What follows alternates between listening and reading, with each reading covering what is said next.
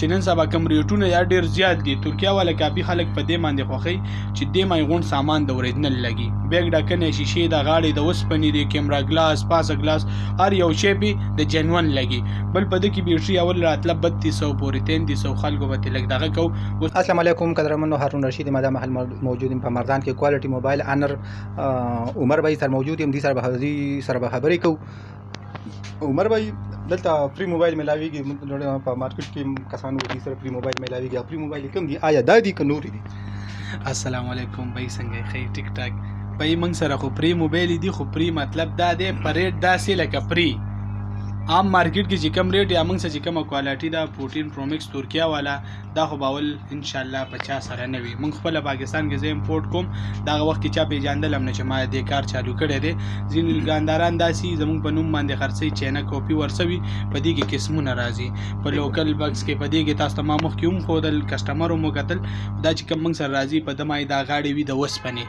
بل د چې کومه کوالټي ده دا چا سره نشته. دې د سی ایچ کوالټي وای دا هر چا سره نه وي. دا ماډل وي سی ایچ صرف ملاویږي په دوبۍ کې.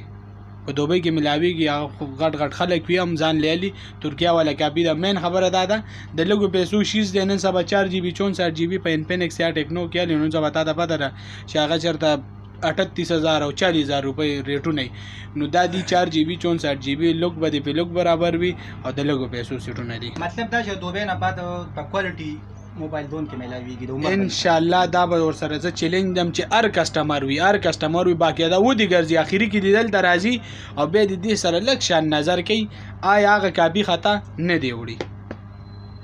ویلنګ د پروتین پرو میکس د دې ډیماند دومره ولې دی؟ دا دونه ولې په زیات مقدار کې دونه زیات تعداد کې دونه زیات دغه کې د غوښتي شي د وجه سره هغه خو تاسو ته ما پیل اپشن درکو چې نن سبا کوم ریټونه یا ډیر زیات دي. ترکیه والا کاپي خلک په دې باندې خوښوي چې دې مایغون سامان د اوریجنل لګي. بیګ ډکنې شیشې د غاړې د اوسپنې د کیمرا ګلاس پاسه ګلاس هر یو شی به د جنون لګي.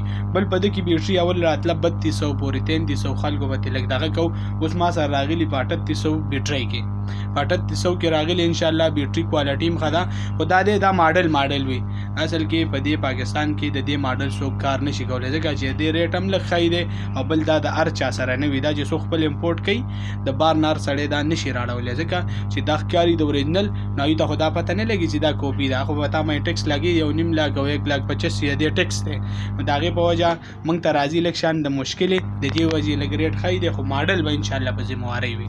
عمر بھائی ذهن د یو بل سوال مرا پیدا کېږي چې تاسو ته سړی وګوري د بزنس ته وګوري د رش ته وګوري د دومره چهل پهل ته وګوري نو سړی ذهن کې سوال پیدا چې دا ولې دونه په هاي سطح په دونه لږ ټایم کې دونه بزنس ډېر هاي دغه کې اوچت شو. یاره دا خو به دا خبره وکړم دا پیزانجان هغه ویډیو کړې وه پای کې هم کسټمر خبرې کړې وې. مین خبره دا ده پهله کسټمر له ټیم ورکول. کسټمر په دې مې ډېر خفه کېږي چې ټیم ورنه کړي.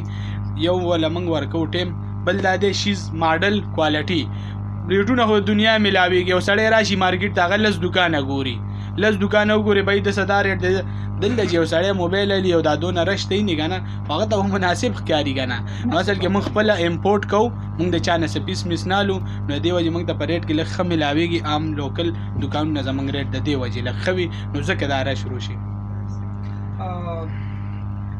عمر بھائی جی دا صرف دا مال چې کوم دا صرف یو کسٹمر ته کنه دا عام لکه کو هغه بزنس والا چې کوم په اولیکس باندې کار کوي کوم چې په مارکیټ کې په دکانونو باندې کار کوي دا غي ته ملاوي دي شي کنه دا صرف لوکل کسٹمر ته ملاوي دي شي. تاسو سره د دې ظاهره چې کوم دا نو په زیات مقدار کې او کنه په لږ مقدار کې را یاره زه خو به درته دوه نه ویم که په یو ساعت باندې چا 2000 پیس په کاري ولا ورکولی شم 2000 پیس ولا ورکولی شم چې په یو ټیم یې په کاري خو دونه به کوي چې ما ته به وایي د یو غنټه 2 غنټې مخکې ان شاء الله ملاویږي. به سټاک موږ سره راځي په کارټن او موږ داسې نه چې یو دانه پرته یا دوه دانې پرتې.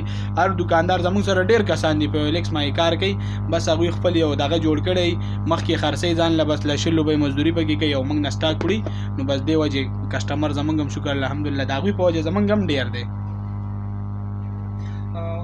عمر بھائی ستاسو چې څونه کسټمر دي او څونه پښتانه مرګري دي څونه دوستان دي پښتانه نو تاسو د دغه نه سرویسز نه بس څنګه پیدا وچتئ تاسو خپل لوکیشن چې کوم دی ډیره لپاره کلیر کړئ چې یو څوک راځي تاسو ته چې هغوی ته په راتلو کې څه کنفیوژن نه وي.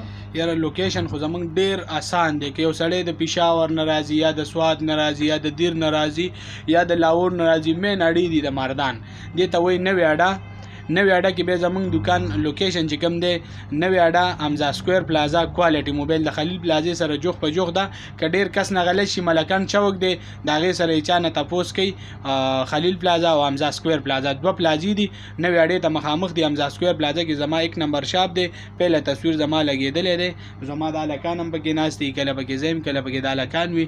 انشاءالله سرویس به ملاویږي که چا څه قسمه سودا پکار وي انشاءالله ملاویږي په مناسب پرایس. ډیره مننه ډیره شکریا ټایم راکولو.